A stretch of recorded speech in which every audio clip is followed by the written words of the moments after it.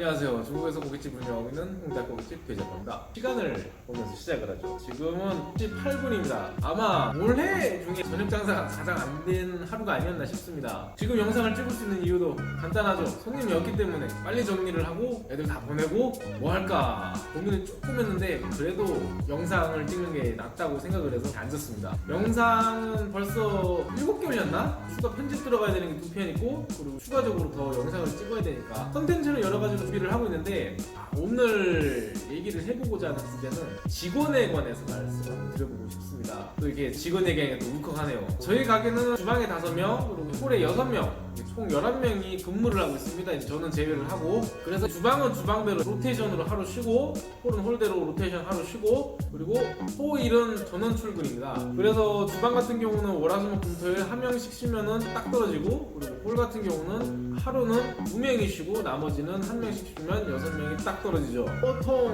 바쁘면 5명이 좀 모자란 기분도 있지만 어쨌든 제가 좀 더 뛰면 되니까 현재로서는 이렇게 운영을 하고 있습니다.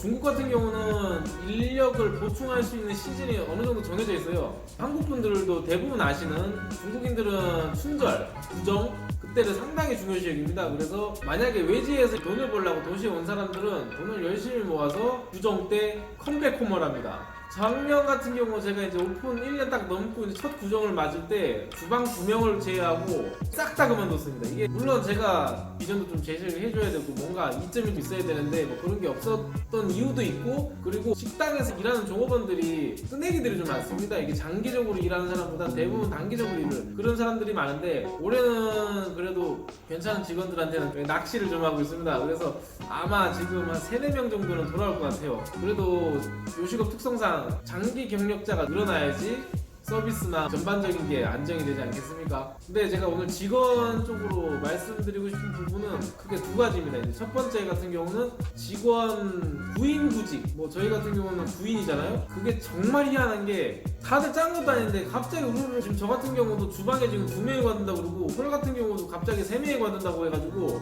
좀 머리가 터질 것 같아요. 아까도 말씀드렸다시피 중국이 인력을 보충할 수 있는 시즌은 인력이 많고 그리고 이제 그나마 A급들이 나올 수 있는 그 시기는 딱 구정 지난 후입니다. 구정 시즌 딱 지난 후에 이제 고향에 갔다가 슬슬 돈을 벌어야 되니까 이제 한국말로 따지면 뭐 상경이라고 해야 되나요? 아무튼 뭐 대도시로 돌아오는 사람들 그런 사람들이 많을 때 선택을 해서 사람을 뽑을 수가 있습니다. 그때가 구인할 때 가장 좋은 시즌이고 그거를 제외하고 반대로 가장 안 좋을 때가 지금과 같이 이제 막 구정이 다가오는 시즌 이제 앞으로 2달이 채 남지 않았습니다. 그래서 원래 일을 다 하다가 구정 때 그만두려고 마음먹은 사람들 중에는 개중에는 벌써부터 돌아갈 준비를 하는 사람들도 있고요. 그리고 몇 개를 안 남았으니까 옮겨봐야 재미가 없으니까 그냥 웬만하면 버텨야지 이런 사람들이 대부분이에요. 그래가지고 사람이 정말 없습니다. 정말 없어. 그래서 지금 무려 4명, 5명이 관둔다고 하니까 지금 머리가 터질라 그래요. 근데 저는 그래도 다행이게 몇몇 인원들은 원래 다녔던 사람이 원래 회사도 그렇지 않습니까?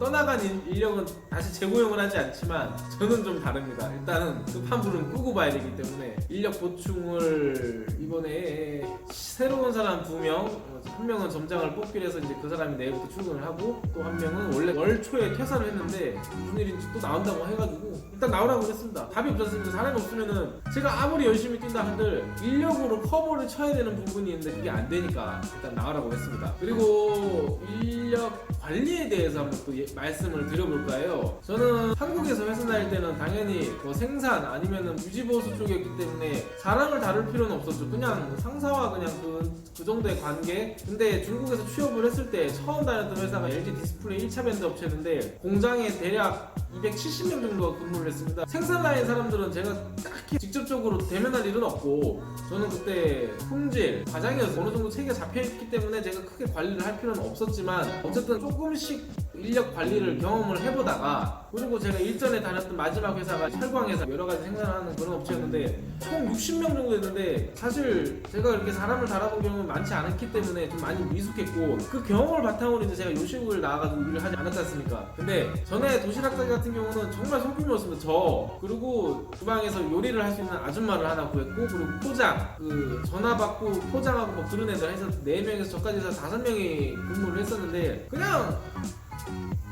왜? 需要什么？干嘛？需要什么？不耽误你一会儿，啊？不耽误你。我有事情怎么了？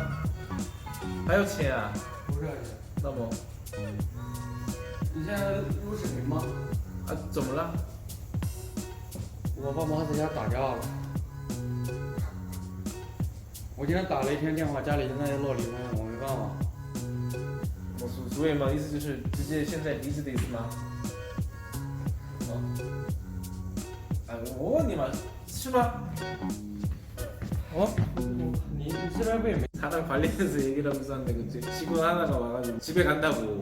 왜? 그러니까 엄마 아빠랑 치고받고 싸움을 하셨다고. 그래가지고 말리러 가야 된다고. 생각보다 중국에서 일을 하면 이런 일이 좀 많습니다. 이게 웃을 일은 아닌데 좀 되게 어이없고 이런 식으로 얘기를 하면은 어떻게 해요? 가라 그래야지. 집이 일이 더 중요하지 뭐. 아무리 여기 일이 있고 배려를 한다고 하지만 이거 어떻게 하겠습니까? 대부분 다 퇴사를 할 때 다 집안일이 있다고 얘기를 하는데 이 친구는 진짜 그런 것 같아요. 주방에서 그만둔다는 사람 같은 경우도 집안일 있다는데 이거는 핑계고. 그래서 다시 본론으로 들어오면 사람 관리라는 게 정말 어려운 것 같아요. 그러니까 장사나 사업이나 비즈니스나 그리고 회사 생활이나 뭐나 어쨌든 간에 인간관계가 형성이 되지 않습니까? 그리고 책임의 정도랑 직급에 따라서 그 스트레스랑 처리해야 되는 그 업무가 좀 많이 다르지 않습니까? 저는 뭐 다시 말씀드리자면 회사에 있는 경험을 바탕으로 와서 장사를 하고 있지만 인간관계에 대해서는 이제 제가 어쨌든 사장이 돼서 사람을 뽑고 만약에 문제가 있으면은 뭐 면담을 하거나 아니면은 해고를 하거나 이런 절차가 필요하지 않습니까? 그래서 요 식으로 하면서 스트레스를 많이 받는 게 직원 스트레스가 상당합니다. 저는 손님들한테 받는 스트레스는 거의 없거든요. 직원들한테 받는 스트레스가 뭐냐면 정말 관리하기 어렵습니다. 요즘에 한국 분들 알바생들 관리하는 거 글 읽어보면 진짜 정말 저도 한국 사람이 어찌 보면은 와 그래도 내가 괜찮은 환경에서 오히려 우리 애들이 더 괜찮구나라는 생각이 들 정도로 요즘은 노동법을 좀 악용하는 친구들이 많은 것 같은데 여기는 아직 그 정도는 아닌 것 같거든요. 제가 처음에 고깃집을 오픈해서 점장으로 일을 할 때는 뭐든지 간에 가게 매출을 올려야 된다는 사명감 하나 말고는 아무것도 없었습니다. 그래가지고 되게 예민했어요. 어느 정도였냐면 그때 좀 이중적인 면이 좀 많이 생긴 것 같아요. 손님들한테는 무조건 웃어야 된다는 그 강박관념과 그리고 직원들한테는 긴장감을 주고 물론 가르치고 문제가 있으면은 뭐 한두 번까지는 이제 이해를 하죠. 근데 동일한 실수를 계속 반복을 한다 아니면은 뭐 정말 말도 안 되는 나쁜 짓을 한다 그러면 정말 화를 불가신했습니다. 제가 납득이 안 되면 무조건 쏘아붙였어요. 그러니까 어쨌든 간에 가게가 돌아가긴 돌아갑니다. 근데 이렇게 되면은 단점이 분명히 존재를 하죠. 사람이 감정의 동물이기 때문에 기분이 안 좋으면 이 모든 게 그대로 손님한테 이렇게. 그래서 당시에 제가 선택할 수 있는 방법은 그렇게 화를 내도 그 순간 딱 지나가면 바로 가서 풀어주고 뭐 담배 한 대 피게 해주고 그리고 음료수 주고 뭐 그런 식으로 많이 당근과 채찍 제 나름대로 많이 주면서 일을 했었습니다. 근데 그렇게 되면 제가 스트레스를 상당히 많이 받아요. 그러니까 감정 기복이 되게 심해지죠.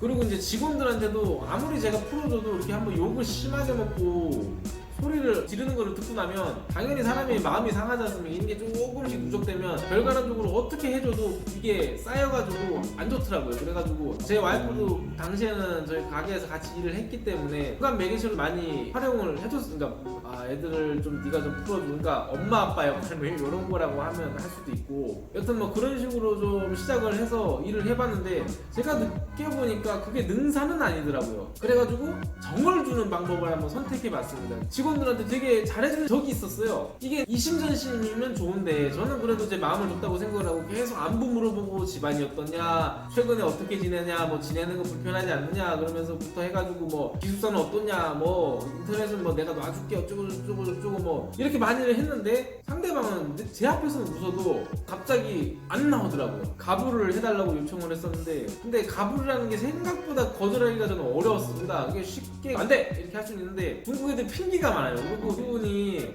무일푼으로 나와가지고 그래서 뭐 대부분 핑계가 뭐 집에 무슨 일이 있고 뭐 돈 좀 붙여줘야 되고 막 그렇게 얘기를 하면 또 거절을 하면 또 맘상이 할까봐 좀 갑을 좀 해주고 결국은 갑을 받고 안 나오더라고요. 그런 유사한 경험을 몇 번 하니까 대인기피증이 올 정도로 정신적인 쇼크를 받았습니다. 저는 나름대로 되게 잘해주고 뭐 정도 주고 그렇게 했다고 생각을 했는데 나는 그렇게 생각했지만 상대방은 그렇게 생각 안 할 수가 있지 않습니까? 그래서 그 한 달 넘게 도대체 어떻게 해야 되냐 윽박도 일러보고 정도 줘보고 다 해봤는데 도저히 안 된다, 답이 없다라는 제 나름대로의 이 사랑 관리에 대해서 막다른 골목까지 갔습니다. 근데 제가 내린 결론은 관심은 주되 정은 한 번에 제가 이렇게 몰아준다고 이렇게 되는 건 아니고, 정말 상대방이 마음이 움직일 정도로 제가 정을 준다는 개념이라기보다는 많이 좀 챙겨주고 좀 관심 좀 줘주고, 대신에 제 나름대로는 이제 어느 정도 예비를 하고, 정을 너무 줘버리면 또 제가 상처를 받으니까 그냥 최대한 농담도 많이 하고 긴장도 많이 풀어주고, 그리고 일을 시킬 때도 이제 부탁하는 거죠, 정중하게. 저는 저희 모든 직원들한테 똑같이 얘기를 합니다. 이것 좀 해줄래? 이것 좀 해주겠어?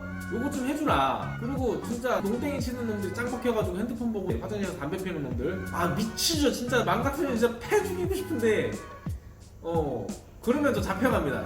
그렇게 할 수도 없고, 그리고 중국이 한성간합니다. 그래서 제가 내린 결론은, 저는 계속 부탁을 합니다. 아, 야 너가 이렇게 좀 더 해주시면 내가 더 좋을 것 같은데 한번 이렇게 해주시면 안 되겠냐, 나 너랑 계속 일을 하고 싶은데. 그래서 가끔씩 데리고 나가서 술을 먹으면, 또 술 먹을 때는 되게 애들이 라오바, 이제 한국말로 사장입니다, 라오바 그러면서 이제 젊은 애들이니까 뭐 페이커 얘기 아니면은 진짜 뭐 공산당에 대해서 얘기를 하는데, 근데 요거는 민감한 상황이기 때문에 제가 말을 하기는 어렵고, 아무튼 술 먹을 때는 요즘에 좀 뭐가 좀 부족한데 좀 가게에서 파이팅 좀 하자 그러면은 다 오케이. 근데 술 먹고 다음날 되면은 거의 리셋이 돼 있죠. 근데 이런 거를 조금씩 누적을 해서 계속 부탁을 하는, 아유 좀 제발 말 좀 들어주라. 정말 도저히 안 되고 정말 나가리면은 해고를 해야 되는데, 진짜 갱생 안 될 거라고 생각했던 인간이 하나 있는데 허우대 멀쩡합니다. 근데 조금 나아지고 있습니다. 조금씩 나아지고 있어요. 정말 어렵지만 나아지고 있어요. 그래서 제가 내린 결론은 그렇습니다. 최대한 많은 관심을 가지고 얘기를 하고,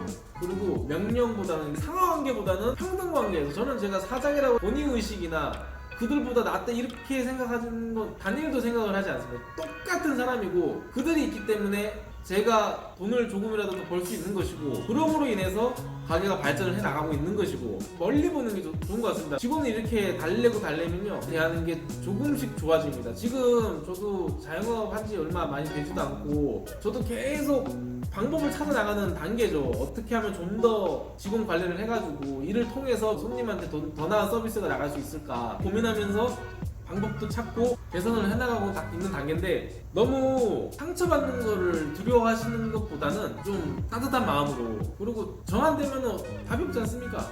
새로 뽑아야죠. 새로 뽑아가지고 다시 가르치는 과정이 정말 스트레스 많이 받는 건 누구나 다 아실 겁니다. 기껏 써먹을 만하니까 나가버려. 근데 어쨌든 인간관계에 대해서는 많은 관심, 많은 대화, 그리고 배려 중요한 것 같습니다. 그래서 만약에 자영업을 하시려고 하시는 분들, 아니면 지금 자영업을 하고 있으신데 직원 관계가 좀 어렵다고 생각하시는 분들이라면, 제가 말씀드린 요 방면 쪽으로도 한번 생각을 해보시고, 마음을 너무 닫기보다는 좀 더 여시는 게, 저 가게는 9시 출근해서 9시 퇴근이거든요. 물론 저는 풀타임을 뛸 때도 있고 안 뛸 때도 있지만, 저희 직원들은 그 시간에 다 가게에서 시간을 보내지 않습니까? 그러면 하루의 절반 가까이를 가게에서 보내는데, 이 환경을 다들 그냥 개인과 개인 정말 사무적으로만, 사적으로만 딱딱딱딱딱 그런 삭막한 공간보다는 그래도 서로 농담 좀 하고 즐기면서 일을 할 수 있는 분위기를 만드는 게 제일 좋은 것 같습니다. 그래서 저도 앞으로 노력을 많이 해야 되고, 직원도 다시 뽑아가지고 어떻게든 뭐 돈을 더 주고 싶습니다. 정말 열심히 하면. 근데 아직 제가 이쪽으로는 잘 모르기 때문에, 자 오늘도 얘기가 좀 장황했는데 편집의 힘을 믿고 자영업 하시는 분들 다 파이팅! 그럼 오늘도 시청해주셔서 감사합니다. 아직 미숙하지만 많은 응원 부탁드립니다.